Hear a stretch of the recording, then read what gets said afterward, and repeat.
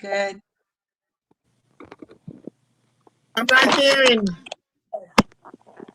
hearing Curtis. Yes, Curtis is. Can anyone hear me? No. Now we can hear you. Okay. Once again, good evening and welcome to Caribbean Feedback. My name is Curtis Henry. I am your host and moderator. I'd like to welcome our esteemed panel for joining us this evening in the midst of health crises and whatnot. I'm glad to see everyone here this evening. Let's just roll right into the show because I know not everyone is at 100% this evening. So we're just going to dive into the topic and nail it. We're going to hit it for a home run and we're going to let these old folks go in their bed early.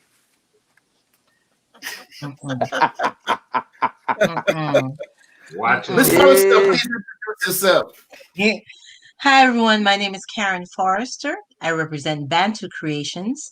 BantuKreations offers beautifully made, African-inspired, lightweight, handcrafted, one-of-a-kind earrings in beautiful shapes, shades, colors, and sizes. Please don't let the large sizes fool you. They're extremely lightweight earrings. BantuKreations can be found on IG and on Facebook as BantuKreations with a K. Back to you, Mr. Henry. Thank you so much, Miss Forrester. Miss Barnes, happy to see you this evening. Introduce yourself. Talk to us. Well, I'm Reverend Dr. Judith Barnes. I am a writer, I'm a mental health therapist, ordained minister, mother of one, painter. I am just a lot of hopefully good things all wrapped up in one. I am glad to be back here to see you guys, and I came on because I really wanted to just see you guys and say hello and say happy belated birthday to Mr. Sam. And thank you. I know you enjoyed your birthday. And I do have some paintings, and I shared it with Sam. I've been gone for a while, so maybe he lost track of them. But whatever it is. Oh, there it is. There are some of them. So, okay. Thank you. All right. Thank you, sir. So that's basically just a little sample of who I am or what I do. That's it. I'm not going to go on. Mr. Archer, do you think? Greetings, one and all. How you guys doing this evening? I am Sam Archer. I hail from Muzilog.com. We're an online publication. And our motto is where music, entertainment, and culture lives. I am a recent author of the book Hybrid Executive, and it helps you to understand the music business, and you have to get your game up and all that. Yeah, yes, my birthday was last week, and my shameless plug is that I have a new song that's out right now. It's called Quality. So if you want some quality, just put Samuel Archer and Quality and Google it, and something would come up somewhere in the internet with it, and you can play it. But do that after the show, not right now. Do it after the show. And my favorite part of the show is here, so you all get your hands ready because it is episode 10, 10, 5, and 4. Oh, what?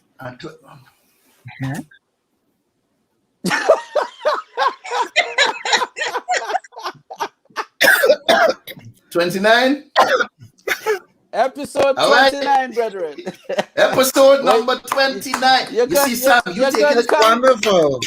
You taking it for granted. Everybody can count. Yeah, I see him doing.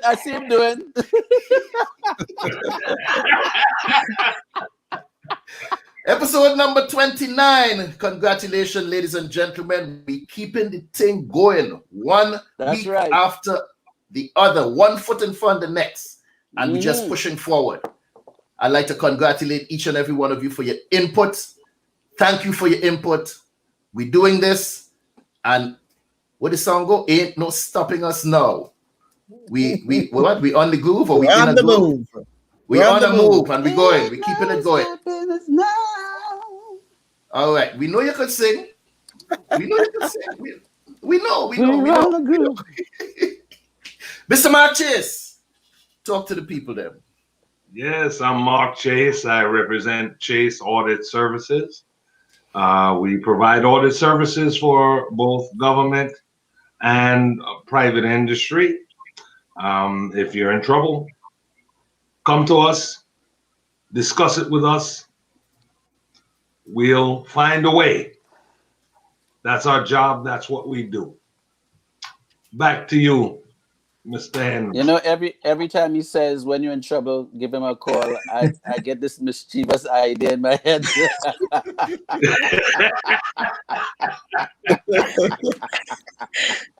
Oh, Lord. As long as you don't need money, you're fine.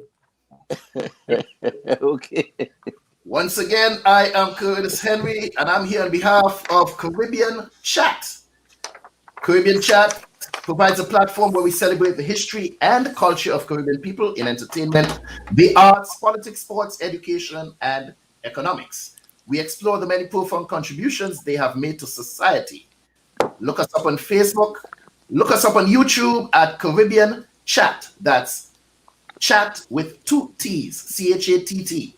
Like us on Facebook, follow us on Instagram, and make sure you subscribe to our YouTube channel. And while you're on YouTube, subscribe to Caribbean Feedback. Tonight. Yeah. Money, power, respect. How many times have you heard those words repeated in the same order of succession? Money, power, respect. Money, power, respect. Many times. Could it be that if one should possess money, then they're in a more advantageous position to have some power? Could it also be true that if one should have both money and power, that he or she can indeed garner a certain level of respect in society? So then ask yourself, what does the sum total of money, power, and respect look like? Over the years, I've observed some other races, and everyone else seemed to have this equation figured out.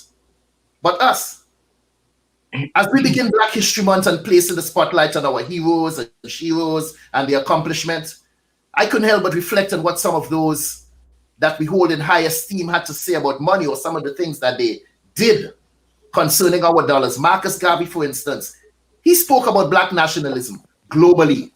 He formed the UNIA, where their platform was about Black self-determination. He also formed the Negro Factory Association, so that Black people can own and employ trucks and make and industry where we can provide for ourselves. Malcolm X talked about the Jews and Arabs and other races coming into the neighborhoods and making that money, and at the end of the day, they just ride out of town. Every race gets their power from the almighty dollar. Koreans, for instance, they don't emigrate to America to do agriculture. Yet still, for those of you who have been in New York, yet still, these Korean people, they seem to manage or own all the vegetable stores in New York City, selling Caribbean people foods that are imported from our homeland in the Caribbean. As much as I hate to say this, we are nothing but consumers. We need to pool our dollars, spend it between us, and allow it to circulate a few more times in the Black community before it leaves. Look around in your neighborhood. Look around in your own neighborhood and see. Karin, tell me something about the diversity of business in the area you live. Well, I'm in the city of Lauderhill, Florida. And I did a simple Google search within like a 5-mile radius of where I live. And I found about 40 African American owned businesses. But for the most part, a high percentage were restaurants. A few, offices here and there, real estate and chiropractic and so forth.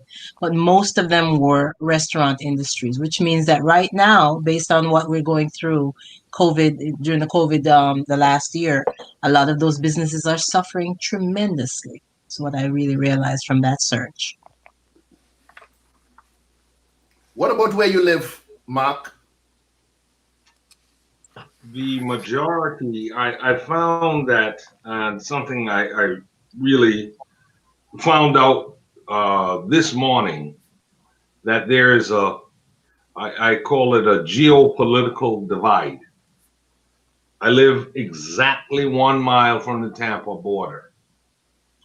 Now, there are Caribbeans on both sides of that border, but the products that I need are in the city of Tampa. On the side that I live on, you can't find nothing. They are less than 1 mile apart. So do you find it burdensome to patronize these businesses, or do you put yourself out of the way to make sure that you do that? Oh, I certainly put myself out of the way. That's my own my own feeling towards it. But there are many who don't. Many who don't. Who say, well, I'll go get Matuk's pepper when I need it and drive a mile that way. But for the most part, it's comfortable for me to just run down the street to Publix or whomever and get all of the rest of my groceries. I'm particularly nationalistic.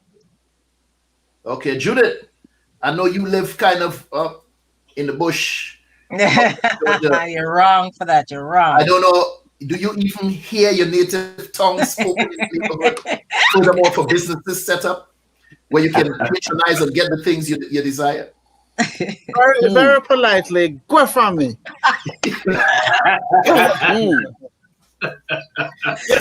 Listen.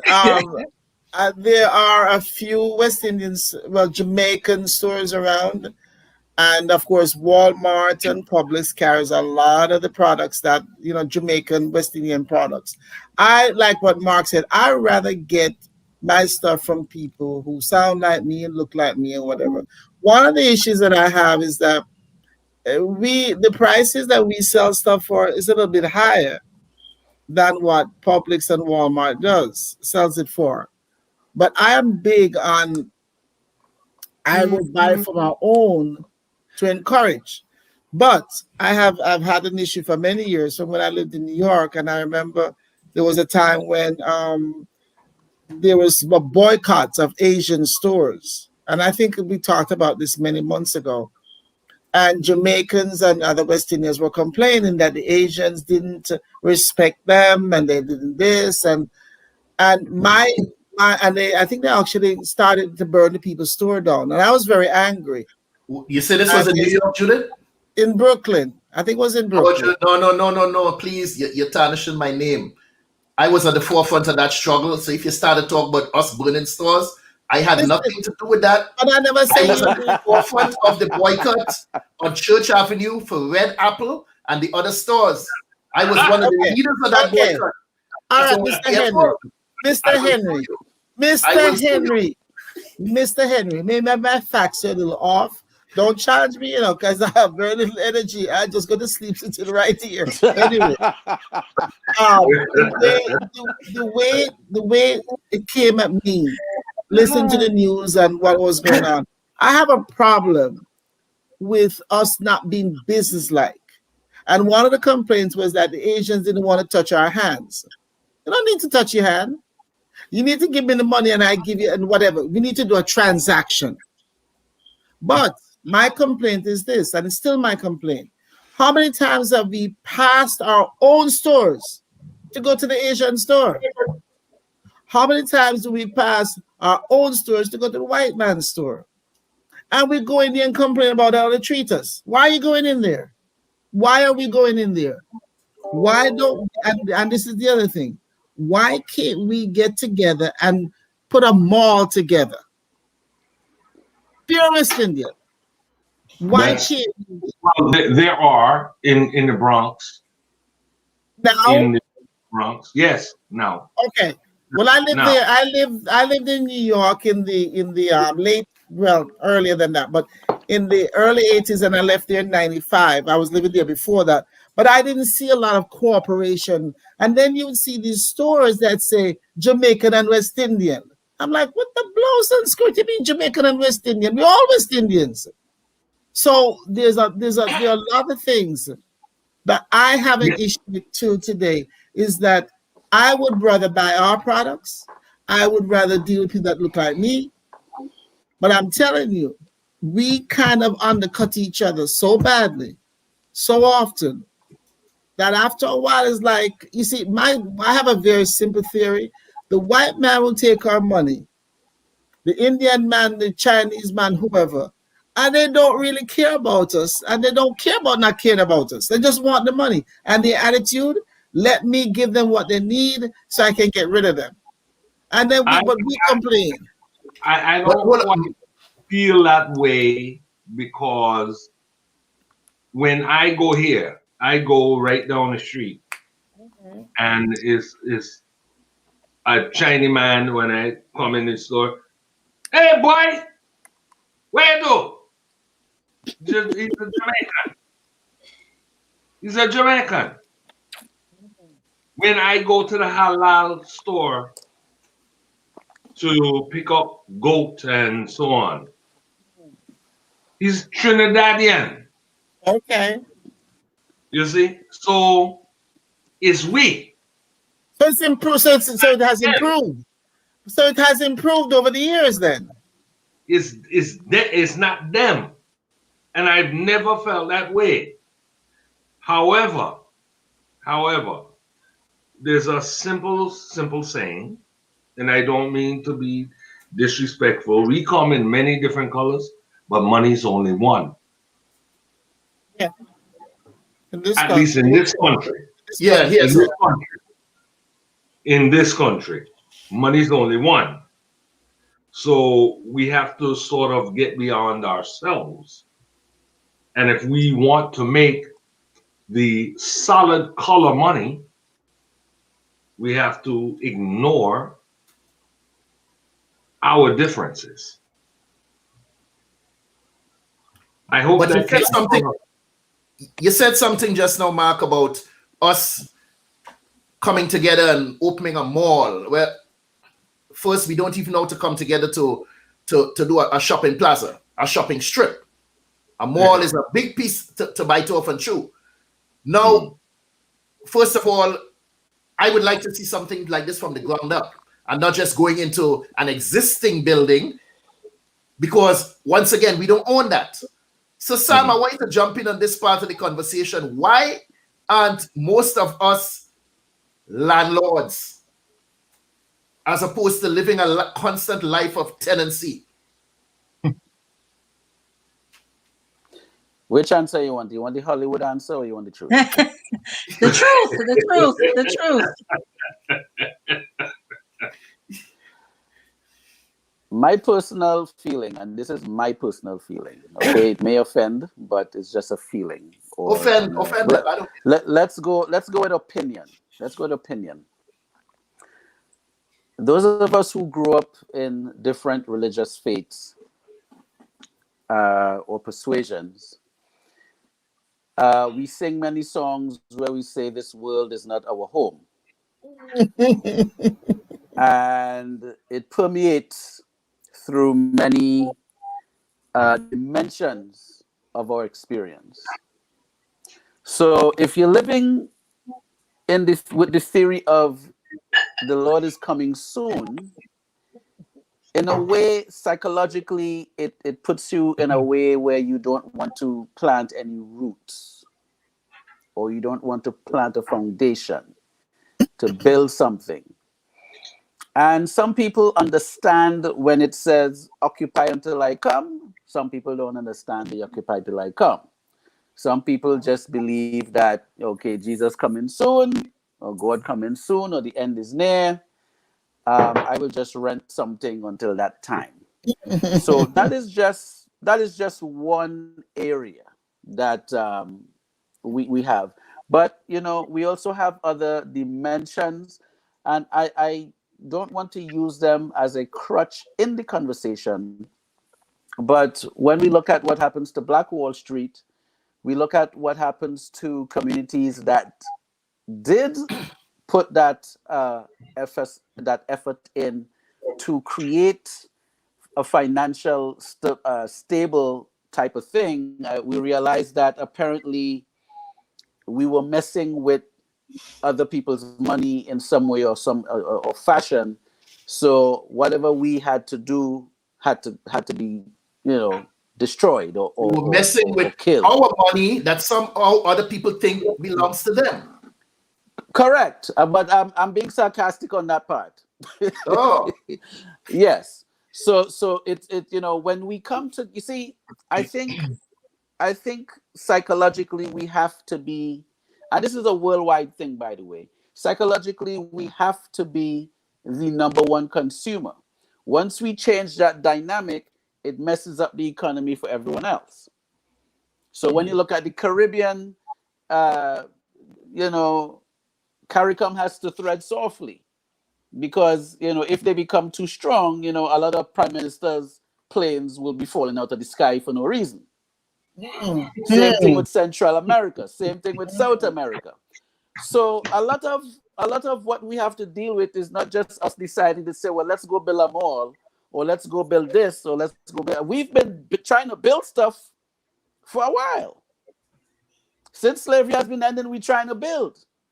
So we have to come with some other form or some new strategy where we can actually do what we need to do and survive and deal with all the other stuff that we're dealing with, right? And before I send it back to you, I had a tidbit that I wrote down here. I was looking at the Nielsen scan, the Nielsen statistics, people here, and probably I'll mention some more later on in our. But we outpace all other ethnic groups in spending. I read the We same thing. outpace them. Yes. I read the same thing. It says And here, fall behind them in earning. and it says here, 33% of us have less than 1 month of expenses saved. So even though we're the largest spending group, we are the least prepared for any kind of disaster. Correct. And that's unfortunate. So I hope these points could help the discussion go somewhere. but I read somewhere that Black people spend more money by accident than other folks spend on purpose, meaning that we tend to have sort of a knee-jerk reaction when it comes to spending our money, or what people call impulse spending. You just happen to turn on the TV and you see something new and you say, I want that. And somehow a lot of us feel empowered because we can afford it. They have the attitude, well, don't tell me how to spend my money. So they see something they want, instant gratification, they spend the money, they get it. You have the folks in the hood. You ain't really doing anything with your life. You have the best car, the best clothes, the best shoes, sneakers, the jewelry, and you're sleeping in your mother's house on a piece of foam. In your mother's house. But yet still you're a big baller on the street. Because we're profiling and we're posturing to impress other people is what we do, what we do overall, trying to keep up with the Joneses.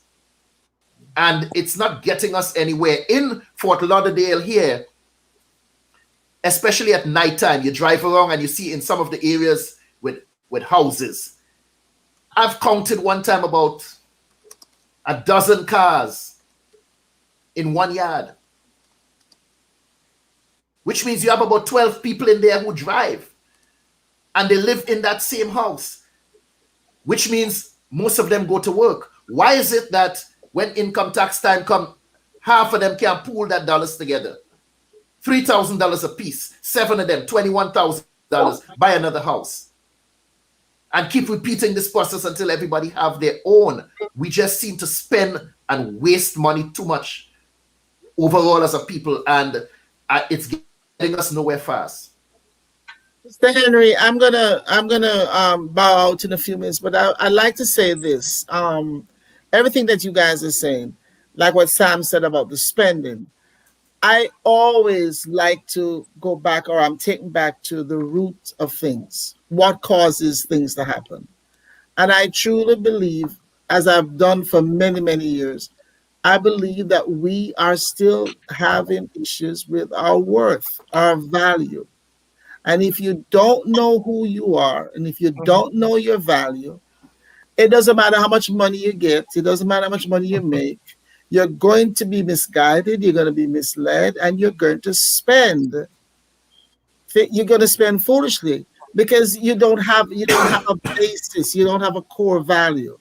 And that is until we, and I've said this since you have known me, until we as a race of people like ourselves, our hair, the color of our skin, until we accept these things about ourselves, we ain't going nowhere. And I continue to say the white man is not our problem. We are our own problem. All they have done damage to us. They have messed us up psychologically and a whole lot of allergies. But the bottom line is, and this is something I can share with you guys. I watched a movie today that a teacher wanted us to look at. It's called Today Was Groundhog Day. And the movie is called Groundhog. And it's a comedian, Bill Murray, played the major. I don't know if any of you have seen it. I've never seen it. Very good film. Very good Very film. good. Psychologically powerful. And one of the things that he had an issue with, and this is not a color thing, it's a human thing, is that no matter how good he was at doing the weather, and he could be comical doing it or whatever, he was so sick and tired of doing Groundhog Day reports, only 3 years in a row, but he was sick of it. And so what he did is he started making the occasion of Groundhog Day negative, and all, it was just, he made it so bad that he could find nothing good in it.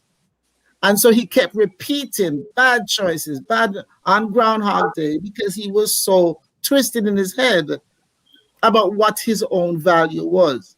It was only, for me, it was only when he started seeing his value, and I learned this years ago, because I used to run a lot, because I wasn't sure about what I wanted or what I was doing.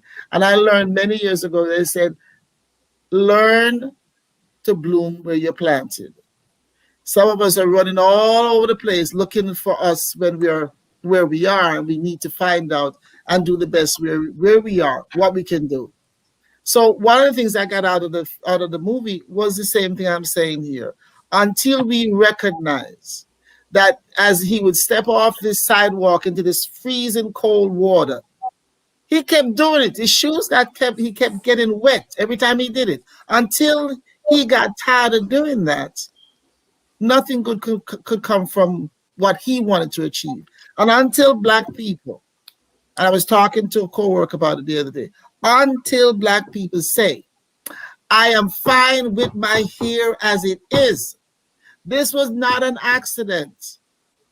I got this. And it sounds simple, but it is part of the inherent problem. I'm okay with having these naps that I have. I'm okay with being dark-skinned. It's okay until we do that.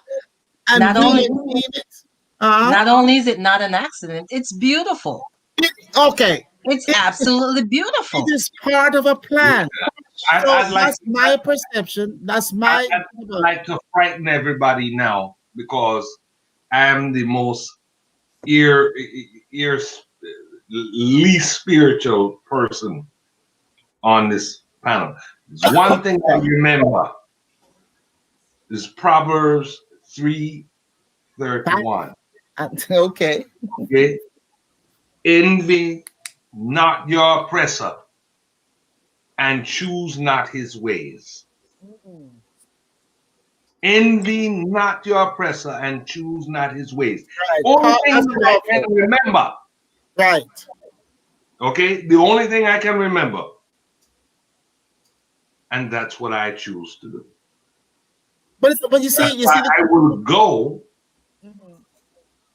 a few miles further right. to not feed my oppressor. Right. I don't envy. But you see, Mark, you're using a powerful word. Choice. You're choosing, and we have to be more conscious. Because I'm telling you, I watch black people. I listen to black people. It seems like every time we do something, we're looking for white people to say, "Good job." We continue to look for their applause. And until we stop doing that, because they're quite aware, Listen, a couple of years ago, here in Georgia, I heard a story about a woman in Florida took her 15-year-old to get a weave put in her hair. Both mother and daughter had one.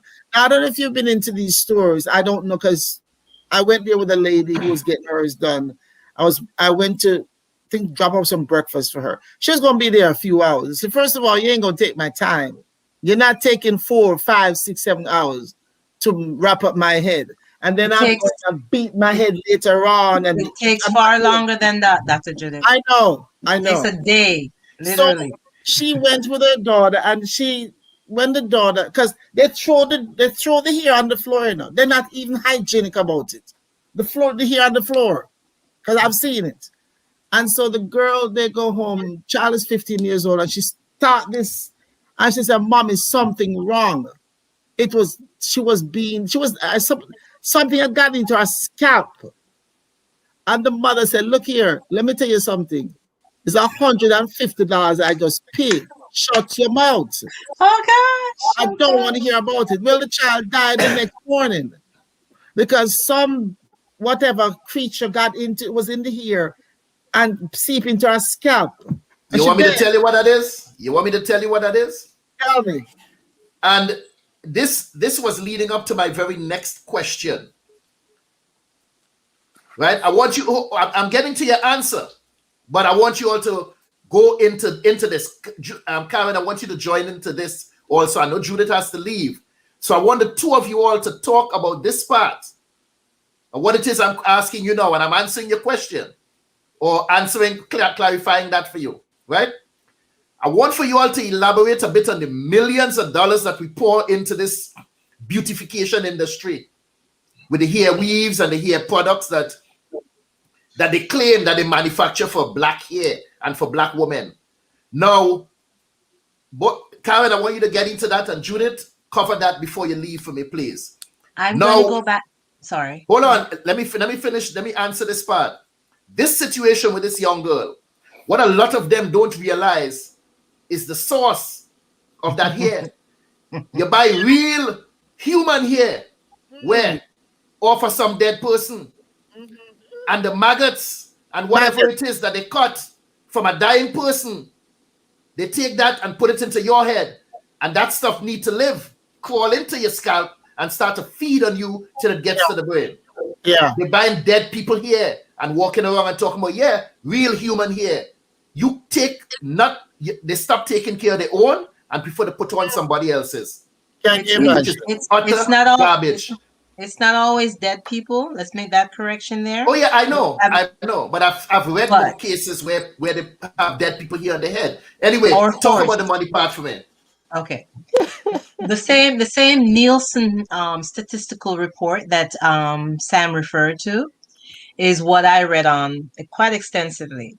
And according to Nielsen, African Americans spend 90% more than the average American general population for beauty products and ethnic hair products. That is astonishing. 90% above the general population. This is, I mean, and this is not just something they pulled out of thin air. This is something they studied extensively. Yes. Is what Judith, cover that for me before you leave. $11 billion a year. I think what obviously what Karin just said, yeah, those are facts, and there's been facts for many years. Again, it comes back to me: self-knowledge, self-hate. It's all self, because if you think well about yourself, there's a woman in Jamaica many years ago, maybe 20 years ago, I saw her picture actually, and she was very light, but you could see dark spots here and there. And she said that she would rather what you call whiten, whatever you call, she would rather bleach than eat. Okay, I've heard that. I've heard people say that, which is ridiculous. So the thing is that unless that mindset is unearthed and it's dealt with, it's not going to change. I mean, you can do it here and there. I recalled a few days ago, maybe, when Karin wanted to do that whole thing about the skin lightening and talked about Africa and the money involved in this. It came back to me. And I'm always saddened that, see, I believe in self-knowledge. I believe in learning about self, not because you're selfish, but the more you know about you is the more you're empowered to help others to know about themselves. That's how I translate it. So it came to me.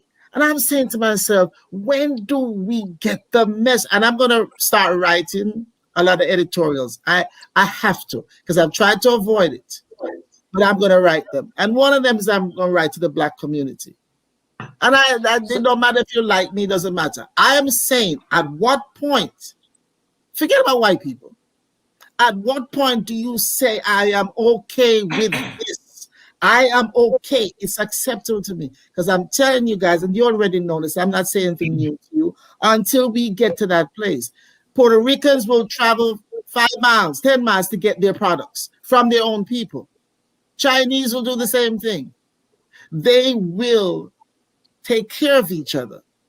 I saw a video somebody sent me yesterday, and in the video is a white man saying about this COVID thing. I believe from the beginning that is population control, and I continue to believe it. And this white guy says we need to get at least 3 million Africans taken out. You know what he said? They have no value. He said Africans have no value. We are nothing. They go to Africa and we take our gold and everything that we have and just throw it to them.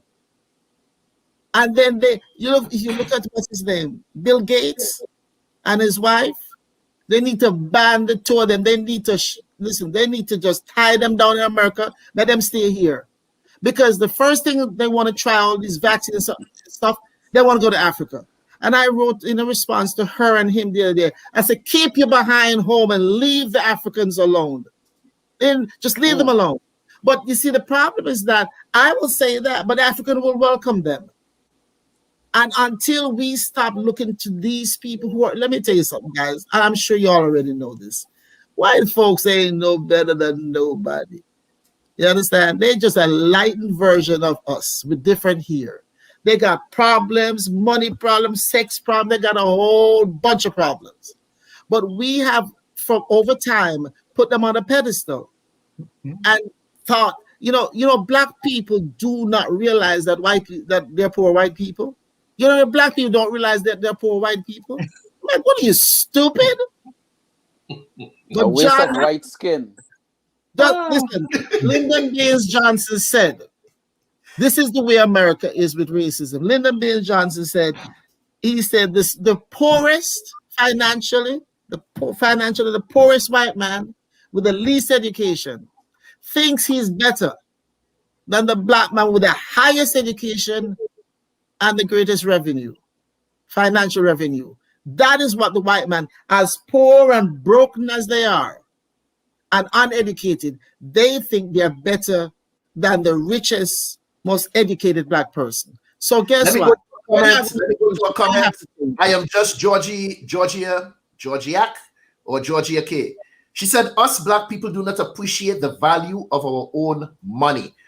For instance, she saw a video yesterday where a Jamaican woman took a Jamaican $500 bill and cut it up to make decorations for her fingernails.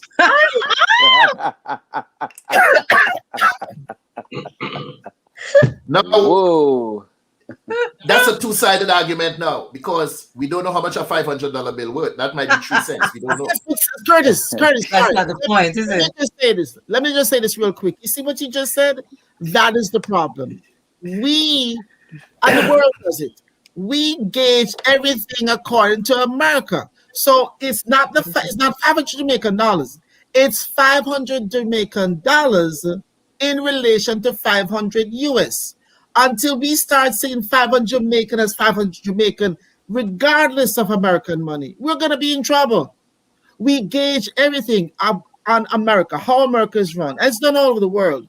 But for years, I've been saying Jamaica is a small America. It's killing them. They're confused.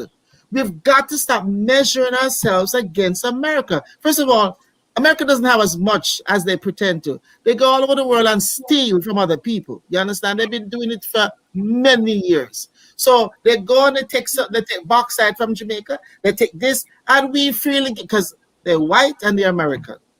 So what I'm saying is that until we start looking at Jamaican money as that's the money. Do not measure. When the first thing a Jamaican say, "Why you give me $20?" I don't know how much that. Because they're comparing it. But you know the most offensive thing in Jamaica? When you go to a high-end hotel or something like that, and I personally have gone to one in New Kingston, that tells you that they're not accepting Jamaican dollars in the country of Jamaica. And there are other places like that on the island that will tell you they will not accept the currency of the country they're established in. Which, what? So until we have what value, are they accepting? US. Oh, they'll take the English pound as well, but US. They'll take the euro? I'm pretty sure they would. Anything except the actual Jamaican dollar. So you're saying I'm gonna go. I have to keep my word to myself. God bless you all. Happy seeing you. Yes. Mr. Mark Chase, I'm not when you gonna marry me? When you gonna marry me? Is this a proposal? Is an official proposal? All right. Judith, thank you so much for joining us. My pleasure. Rest up, drink your tea, drink your herbs, and feel better. All right? I will. Bless you all. All right. Thank you so much. Bless up. Next all time. Right. All right. Talk to Mark after the show. He can send me his number. I hope you wrote it down, you know. You talk too fast. Give it to me again. Put it in the private chat. Put it in the inbox. Private chat. I'm gonna put my number in the private chat. I'm gonna put it. Question, people. Question. If I call him, I'm gonna pass out. Question. Do you all think that collectively as a people we have a clear understanding as to where our dollars end up? Or is it that most of us just don't seem to care? I think we don't care. Yeah. When we're looking at the collective us, people of color, we don't care. I wouldn't say we don't care. We just don't know. There are a lot that don't care. A lot that don't care. You know, we don't know because we don't care. Because if we care, we'll find out. We don't know because we don't care, and we don't care because we don't know. I think millennials are changing that wave a bit, but it's a slow process. Millennials are holding companies accountable, you know, for public image of Black people, for how they spend their money. You know, they're looking at their records, which are public records if they're traded, you know, in the public market. They're looking at all of that. They're looking at the politics of the company, you know, of companies that they deal with. They're looking at all of that. They're tech savvy and they're very educated people. Karin, tell the panel what you told me about Wikipedia search. When you go look for one company and you see the other companies that where it formed this entire spider web. Talk about that for me. Mark and I are both familiar with this. It's called corporate Wikipedia. And when you look up, say, let's say Walmart, the nation's largest retailer, you will see so many different webbings, lines connecting other companies. It is absolutely the most fascinating thing you'll ever see. And if the bigger the company, the more extensive their reach into other areas, things that you would never anticipate. You know, it's amazing. Mark? So you may go out and say, well, okay, I'm feeling for some Baskin Robbins ice cream. But then when you look to see who Baskin Robbins actually is owned by and who that company is owned by, and it's just it's a never-ending story. Yeah, it's absolutely amazing. It is. Connections, how one is connected to the other. It is. And once again, we have to keep asking the question, how people, how is it we sit back and we don't prepare our children? Okay, how do you have young children, all of us here. How do we avoid potholes and traps that are set for them along the road, towards self-empowerment, like high credit card debt, credit card with high interest rates, maxed out credit cards, student loans? Why aren't we preparing our children for these traps that we know are laying along the road waiting for them? There is no... You're shaking, Sam. That one touch you. You're shaking. Yes, I know, but after Mark, I'll respond. What you're talking about is prophylaxis. How do you prepare? How can you prevent? How do you prevent falling behind on the rent? How do you prevent not being able to make a car payment? Well, there is no way if you depend on someone else. Okay, you can make all sort of excuses. You can take all your money and dump it into and in fact, discussing this with my daughter, you can have a savings as large as you can get it. But if you're a working person, there is no prophylactic against failure. None. Except yourself. Except yourself. You can say, well, I'm going to go out to begin with and I'm going to have 3 jobs. One is my regular job that pays my bills. The next one is my job for my savings. And the third one is my job just in case. All right. 2 bad things happen just in case it's done. So how do you prepare? There is no. I'm not saying us. I'm not saying for us to prepare. We already walk the road. We already understand the struggles. We already know how difficult it is to climb that ladder. And a lot of us have children, and we do not prepare the children. They come out of school and they get a credit card without proper education. They get out there and they apply for these student loans that they spend half their lives paying back, attempting to pay back. You can't prepare for it. No, I'm not saying prepare them. How are we preparing the way for them? Karin, you often speak about this with setting up college funds and stuff like that from early. Most of us never started planning for our lives until we well into late 30s and 40s. How do we help them? How do we help them from their teens and 20s? There is no prophylaxis for it. I started preparing my children from the day they were born with a 529. Talk about that. Talk about that. The 529 I set up for each of my children. 5 of them. Based on what the prevalent cost of education was at the time. All of the funds ran out by the second year. by their second year. There is no prophylaxis. We have to think larger. It's like the stimulus package they want to give everybody. You have to think big, very big, very big. You can set up whatever fund you want. It's us who has to have the damn 5 jobs, put that 529 in play, but have an extra 30 or 40 grand we're willing to give to each child. Tell us what a 529 is, please, Mark, for the listeners.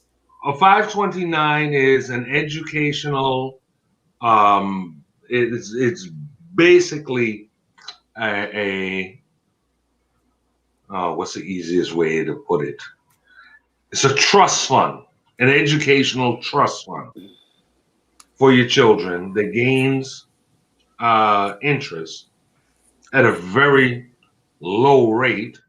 So you start it when they're, say, 2 or 3, and it gains interest on a low rate. And when your child gets to college, they have X number of dollars, depending on how much you put in. That's, excuse me for saying this on air, but that's the dumb Negro way of going about it. You're going to get 2% return on equity in a 529. No investor anywhere would accept 2% return on equity. No one. Put your money in the stock market. Put your money in a mutual fund. We're going to get 9 or 10% ROE. Then you might have money for your children to go to school, and they accrue no debt. So, Sam, are we caught up in a never-ending nightmare with this, from generation to generation? That's a real good question again. In a way, I think we're gradually getting out of it, but we have some ways to go. So to say that we're just like locked into a nightmare, maybe for us. I do believe that the way how things are going, a few generations down, I think it's going to change. It should get a little bit better. But as of right now, it's pretty much we're seeing the repercussions and the results of the last couple of years. Seeds that were planted, and now we're seeing the results. But in reference to what we were saying before, Mark's point, you were talking about a card. I remember my first experience with a credit card and how I got involved with it. I was a student at Tech, New York City Technical College. And at that stage, college age, I was probably around 19, 20, around there. And, I had a card that was probably like about $700 or $800 worth of credit on there. And that was my first experience of having a card. So we're talking around 1990 or 1989, 1990. And I eventually maxed out the card. And I'm laughing because I didn't pay that bill back until 2000 and maybe 2003. I actually paid that off, right? So which meant that this was something that I left college in 94. So from 94 all the way to the early 2000s, this card followed me. So That's very one of the common, things, though. That's very yeah, common, yeah, Sam. it's not Don't make it unusual. seem, very common. But my point is this: I gave my daughters that same experience, and I said to them, when you get your credit card, it's for emergencies only, and you pay attention to it and pay it off as quickly as you can. Not just the minimum balance. And No. not right. I told them about the minimum and all of that. I said minimum is if you have another emergency and you need to bounce back, but do not mess with credit cards. They Do you will teach them follow about you secured and line of follow you. credits? I'm sorry? Do you teach them about like a secured line of credit rather than, your standard credit cards? I don't know what I mean. Of course, my daughters they're young adults now, so Hmm. I'm not really in their situation like that. But when they were early teenagers, I gave them a lot of information about credit cards, so they're equipped to they can make their own choices and so on. But yeah, it's I said, look at me as an example. I said, I had to still pay it off, and I had another experience when I was buying my first house. There was a bill that I had paid, and the company forgot to move it off of my credit report. And at the closing, this thing comes up for like $250. And I had the receipt, everything showed that it was paid, what year it was paid, and all of that. And they're like, okay, well, hey, what? Give us a check on that at the closing now. Give them a check for that amount so that they can they can go through with it. And when they work it out, the check will be returned. But my point is, these are things that just come up sometimes, and sometimes you're not even prepared for it, and you have to be ready. So I know this is a little venturing off of a topic, but it's important. It's part of why we get into a lot of the situations that we do get into a lot of times, and that we have to really pay attention, to what we do financially. So back to When is the last time you dined out? That's kind of rhetorical. One of the things I find out is that I find is that we as people, we tend to want to explore everyone else's cuisine. You know what? I feel like eating some Spanish food tonight. Oh, Chinese. How about, yeah, let's order Chinese. Oh, next week we're going to go to the Greek restaurant. I had a situation here with the local mall. There's a merchant in there, an Asian woman. She sells, if you look at her store, it looked like the back of Karin there. You would find the Caribbean headrest, the wristband, the Mali clothes, and all of that stuff inside of there. And this woman had the audacity to ask me one day, tell me, oh, I see you only buy from your brother. You buy from your brother. Why you not come here? I said, excuse me? She see me hanging out with my brethren. I always go to check him, but she thinks that I'm shopping. So she's actually monitoring his business because he sells the same thing that she does. Of course. Monitoring the customers.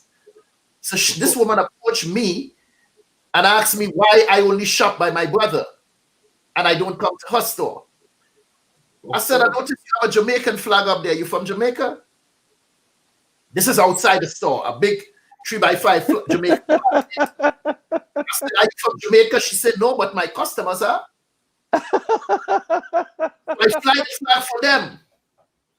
I said, oh, and you want me to come and shop here? She said, yeah, you come here, buy sometime.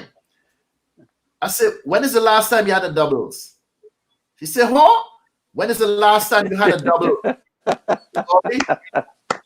When is the last time you had a control, tambourine ball, Tolo, Kulma, Kesa ball? And by this time, she's totally lost. I said, exactly. You know nothing about my culture, nothing about my food. I'm gonna stop you here. Hold on, There's a hold guy. on. Hold on. I say you're here to make that dollar, like I spoke about with Malcolm X. And you take that dollar and you ride out of town in the evening. You do not reinvest $1 of the money you make in that store within the community. She doesn't even shop at the local Winn-Dixie at the time. Now it's a Fresco. She don't even buy groceries there. She don't know anything about the roti shop that's right in the same mall that she's selling. She brings her own food. Take that money, ride out of town, invest it in her own community, in her own people. But yet still you're coming for my patronage and telling me I should leave my brother's store and come shop by you. No, right now I don't even look into her store. I don't care what you have in the window. You will not get my dollars. Not get my support. It ain't happening. Woo. Go ahead, Mark.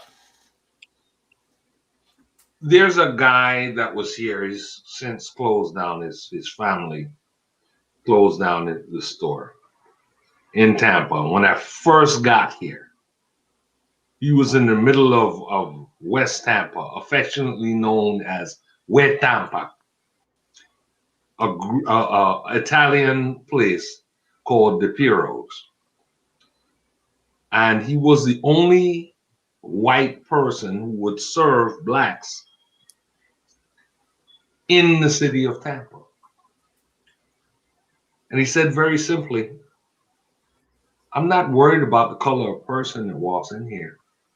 I'm worried about the color of money that goes in my pockets. And he served every kind of something. Every kind of something. When it came to fish, every kind of something. And everybody came to him. Everyone. Everybody, regardless of color, goes to Golden Ring in West Tampa. Black Cuban owner.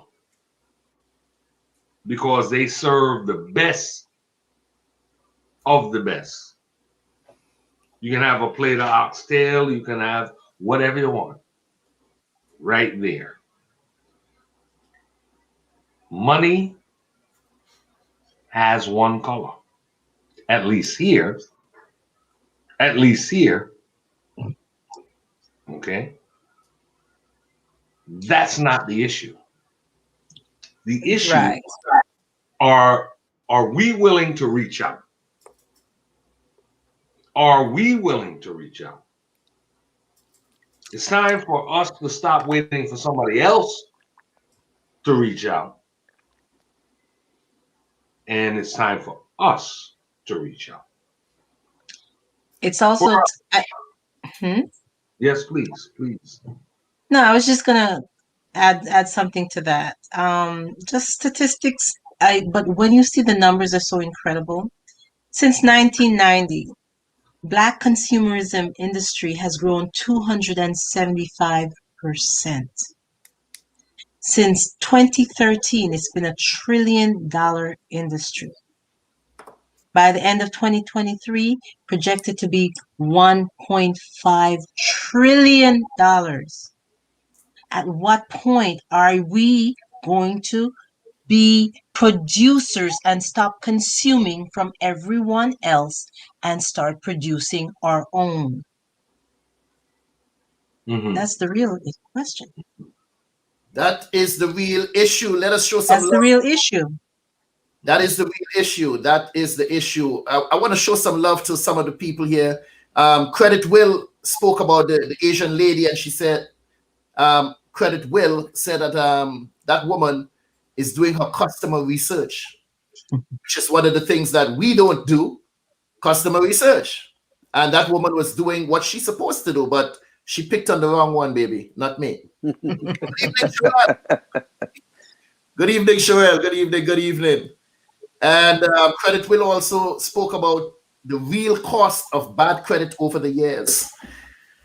The real cost of bad credit, how that interest compounds and some of the opportunities it locks you out from in terms of when you go to purchase something or you try to get a loan, the high interest rate that is set. You try to buy a vehicle, the high interest rate that is set, all because of your past credit history. And that's one of the things we need to really look at. We need to clean up that credit, because look at it this way. How would you feel, Karin, if someone owes you $500? Forget it. $100. Forget that. $50. You want to go lower? Somebody owe you $20 and can't pay you back. And you go to the mall and they have bags upon bags where they're shopping. That's your money. That's your money to spend it. And then they walk past you and wave with the bags in their hand as if they don't owe you your money. Truth be told, that's why we're here, right? The 20 and the 50 and the 100 wouldn't faze me one bit. I would say if it was something more substantial, for me, like, a couple of grand. Once I loan out certain things, I said, you know what? This is the expectancy. This is the risk I'm taking. Give it away. Family, friend, bye. If it comes back to me, great. But if it's some big sum, a couple of thousand or something like that, then that would offend me. But not the 20 and the 50 and the 100. Yeah, but the point is, if they owe you 20 and they're outside shopping 100, they could afford to pay you back the 20. Obviously. So that is my money you're spending. That's my money you're shopping with. Pay me my money. I don't say that.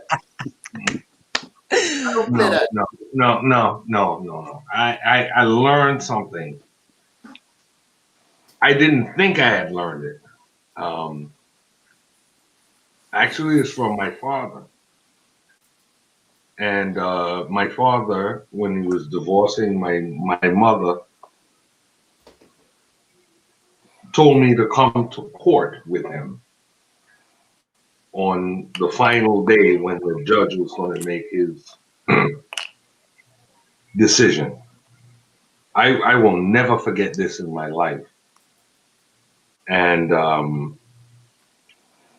the judge looked at my father and said that he must pay $3,333.33 per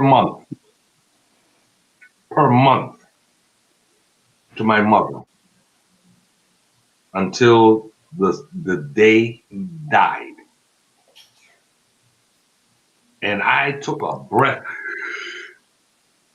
I just took a breath. I was in college and I took a breath.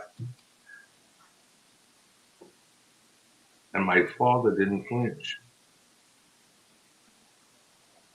He put his arm around me and said, son, that's the best check I ever write in my fucking life. Excuse my language. And I couldn't believe it because I did the math immediately. I did the math immediately in my head. Per month. And could say, I'm done with it. I'm done with it. You see, I learned to tribble over something. And to make it stay with you, you never go forward. You never go forward. Ever forward, never backward. You never go forward. You're worried about $20, $30. You're trifling over it. Sometimes it's the best check you ever wrote. I've always taken that attitude. Excuse me for my bad language. That's what the man said. He's gone now, but it was the truth. It was the truth. And eventually, 28 years later, I wrote the same check.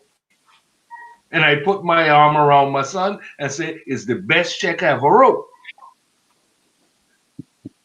You can't trifle. We can't play small ball.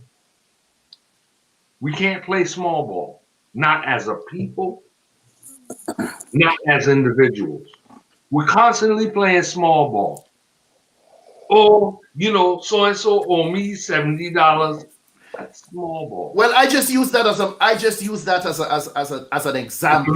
Something that's affordable for them to pay back, as opposed to the $1,000, which may take them time to accumulate to pay you back while they're shopping and spending $100. So I just use that. That's why I minimize the amount, because that would make it easier for them to return the payment. But it's not about the amount. It's about the person's willingness.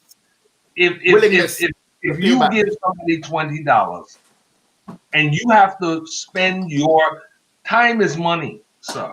No, but Mark, we going back on the amount. Like I said, I used that 20 as a metaphor. It wasn't about the amount of money. Okay, I'm just saying they can afford to pay you back.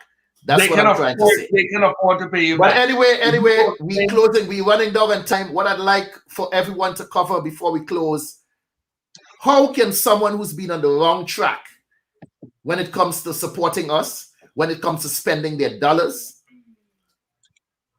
how can they get on the right track to start from where we are going forward? If they didn't know, they didn't know. Now that you know. Or if they didn't know, tell them. How can they get on the right track in terms of making the best value out of our dollars, out of their money, to empower us as a people, to empower the Black community? How do they get on the right track? Mark? I don't believe it's for them to get on the right track. I believe it's for us to get on the right track. Okay? A business must provide service, product at a reasonable price. And in order to do that, it may take that business to take a loss for a period of time, for small or long periods of time. Okay, money is money. And I've said this several times on this show. It's a commodity. All right? We have to provide in order to gain the business. All right? You can't open up, we opened at 7, but I was late, and you can't do that. I know you want gold, but we're not getting that for next week. You can't do that. We have to be Johnny on the spot, provide the service, be on time at a reasonable price. Thank you. Karin, take us home. I was not looking at it. I was looking at it more from a historic perspective. And give me a little leeway here. Back in the days of slavery, I think we got really messed up. I said we as a people, when we were allowed to go to church with our slave owners in our Sunday best. I think we've been wearing our Sunday best outwardly for centuries now. Whether we're looking for approval from that white person or whatever we're looking for value from outside ourselves. Do we feel more acceptable because we can put on the best clothing, drive the best car, have the best phone, whatever the situation?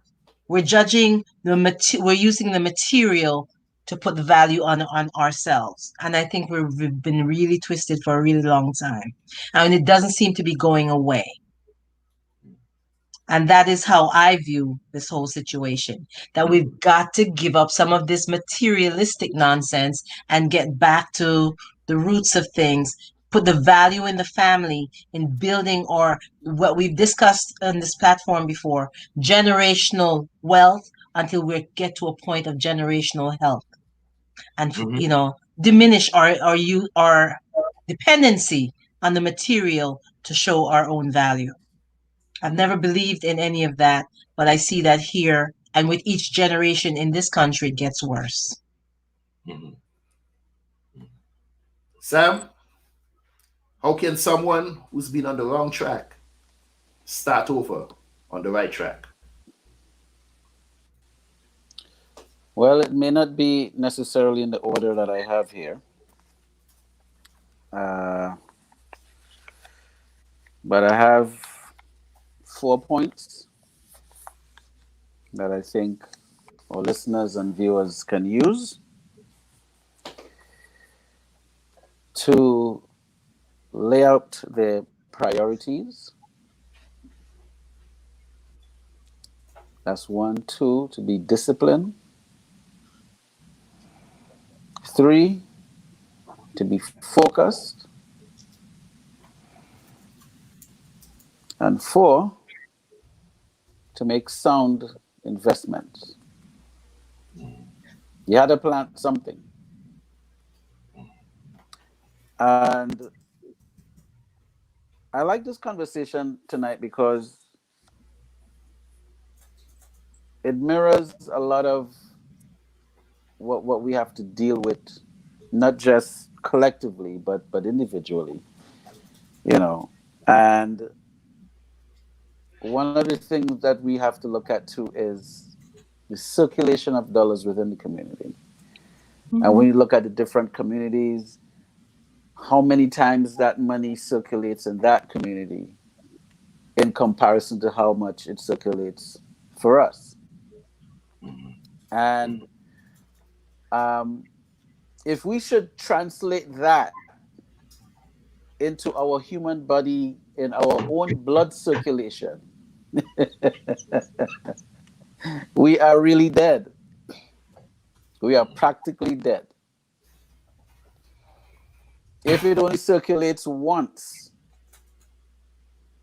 if it circulates at all, just imagine your blood circulation happening once in your body. That's it. You're going through. And that's a scary thing to think about. If we can't have our monies circulate within our community at a couple times, at least 5 times. If it's only 1 time, then we're in a bad state and we have a lot of work to do. If, you know, before I run out here, I just wanted to note that in a Nielsen report, it says that Procter & Gamble is the largest advertiser I saw that. in African American media. And they spend up to $500 million. And 5 of the top 20 baby care category products come from Procter & Gamble. Pampers and Love Brands. We are spending $19 million on Quaker grits. Louisiana fish fry. That's in a pack, right? That comes in a pack? Louisiana fish fry? Yes, it does. It does. $11 million. I'm just saying, maybe we just need to invest in these things. It's amazing. It just blows your mind. So our dollars are in other people's pockets. Yes, sir. For me, I like to ask everyone, take a look. In today's economy, in this COVID situation, we see long established businesses closing their doors for good. Simultaneously, other enterprises like Amazon defy the odds, doubling, tripling, quadrupling their income for the year. We have to position ourselves, people, within this market, position ourselves in this economy Too many times we are just small thinkers. We're thinking nickel and dime, dollars and cents, while other people thinking hundreds of thousands and millions. There's money out there. There's money out there for businesses. There's money out there, grants and whatever. We just have to seek out this information. And the money that we do have, we need to stop wasting it. Stop wasting money. I don't think we are aware of the kind of spending power we have as a people. We need to stop thinking small. Stop nickel and diming. If you have nickels and dimes to waste, put them together. Let them become dollars. Put it into some sort of vehicle where it can grow. That old notion about putting your money in the bank, that's an old ideal. For what? 0.1, 0.2% on your money? You take $500 and put it in the bank for 6 months, and then you have $500 and a penny, while they take your money and loan it out at what, 19 to 25, somewhere there, percent interest, making money on your money. We invest in these banks by simply putting our money there. Look for banks that cater to our needs. Look for vehicles where your money can grow and not just have it sitting in a bank. That does no good for you. Learn how you can turn. I heard a millionaire say, this is Kevin O'Leary. His dollars are like soldiers. Every day he sends them out into the battlefield. And at the end of the day, he expects them to come home with some prisoners of war. To gather more soldiers and bring them home at the end of the day. That's right. If you send out 100 soldiers and only 99 come back, you're on the losing end. Always have more soldiers come back in at the end of the day. So don't put your money sit down in the bank. That grows nothing for you. Find a proper vehicle. Invest your money. Pool your dollars together. Open businesses. In this economy, I said this before, you can go to work at your 9 to 5 in the morning, and by tomorrow morning, you can have an established business over the internet. How many of us even know what an EIN is? You ask that question, and a lot of people are clueless what an EIN is. These are things we need to learn. It's not a foreign language. These are the wheels that turn this economy. Get in the game, people. Get in the game. This is not for other people to be doing. This is for us. If you don't know, ask somebody. Find out.